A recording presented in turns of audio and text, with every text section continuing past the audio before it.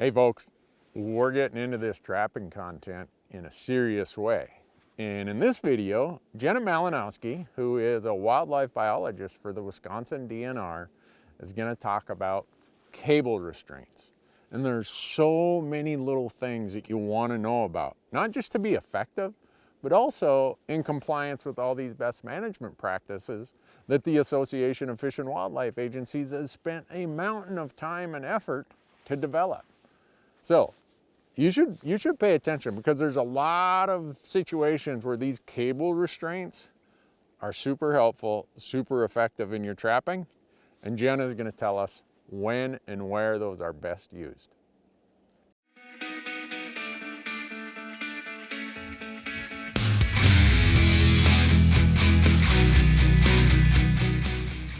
Welcome to the Association of Fish and Wildlife Agency's North American Trapper Education Course video series.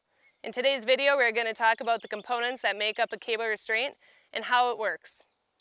Always check state and local trapping regulations before setting any type of capture device. Cable restraints are a very humane tool to capture animals, but may not be allowed in your state. Read your local regulations carefully and consult with a local conservation officer if you have any questions. We also encourage you to select devices that meet best management practices standards. Let's start by discussing the cable itself. Cable restraints use galvanized aircraft cable, also known as GAC. This cable is made up of several strands of individual steel wire, which is wound together to create the cable. Most common designs are referred to as the 7x7 GAC or the 1x19 GAC. Now let's see how these cables are built. For 7x7, 7 individual strands of steel wire are wound together in a bundle. 7 bundles are wound together to complete the cable, hence 7x7, a total of 49 individual steel wires. When used for cable restraints, the two recommended diameters are 3/32 and 1/8 inch. For 1x19, 19 individual strands of steel wire are wound together to complete the cable, hence 1x19. All multiple strand cable are wound with a great deal of pressure applied to the strands. That pressure allows for the strands to stay together as cable. While cable is extremely strong, it is also very delicate. Cable lays in a certain direction because it was made and placed on a spool that way. Any bending opposite to the lay, kinking, or crushed wire strands renders the cable useless. This type of damage occurs when a catch is made. Some components may be used again, but the cable cannot. Galvanized aircraft cable is strong because it is made with hard steel wire. A cutter specifically designed for cutting galvanized aircraft cable needs to be used with this product. Diagonal cutters, fencing pliers, lineman's pliers, Leatherman tools, and other similar items will not provide the needed results. The overall length of the cable used in a cable restraint varies between 48 and 72 inches. To restrain an animal humanely, we must ensure the captured animal does not become entangled in rooted vegetation or objects like fences. Overall length should be only that which can be securely anchored and create the appropriate loop for the target animal. Anything longer will only increase the potential for injury. Several components are attached to the cable to create a cable restraint. Some of these components may be required by local regulations. Starting at the anchoring end, we will need a swivel attachment.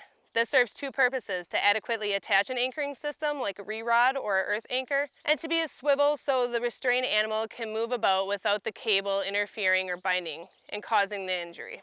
The swivel attachment will be secured to the cable with an aluminum ferrule. All aluminum ferrules are set on the cable with a swagger designed for this specific purpose. Moving our way to the loop end, we may include a small aluminum stop that can be used as a maximum loop stop. This stop prevents the loop from becoming larger than as defined measurement, say 12 inches. An inline swivel may be incorporated to a cable restraint. This device may also serve as a maximum loop stop. Multiple swivels in a restraining system have great benefit in humanely restraining an animal. The next component will be a loop support collar. These are generally matched to the size of the cable and the size of the support wire used to suspend the loop above the trail. Moving on towards the end, we may include a small aluminum stop that can be used as a minimum loop stop. This stop prevents the loop from closing smaller than a defined measurement, say 3 inches. Like the maximum loop stop, both serve to reduce the potential for restraining non-targeted animals. Loop stops specifying a certain measurement are calculated and measured on the flat piece of cable during assembly. As we get to the end of the cable, we will see 3 components that will finally create the loop. The cable will pass through an S-hook that serves as a breakaway device and is attached to the lock.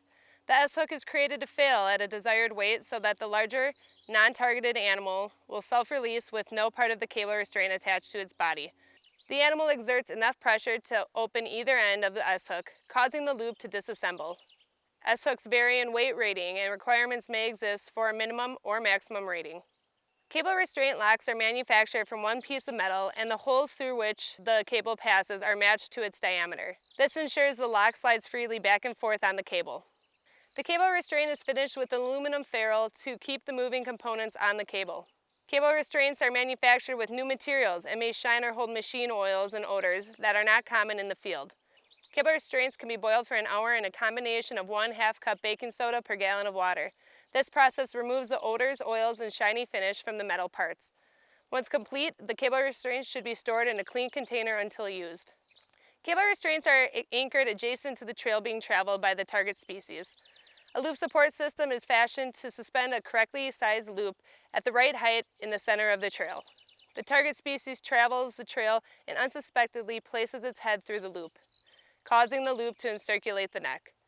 As the animal pulls, the loop becomes smaller. With no effort, the loop size relaxes slightly and humanely restrains the animal.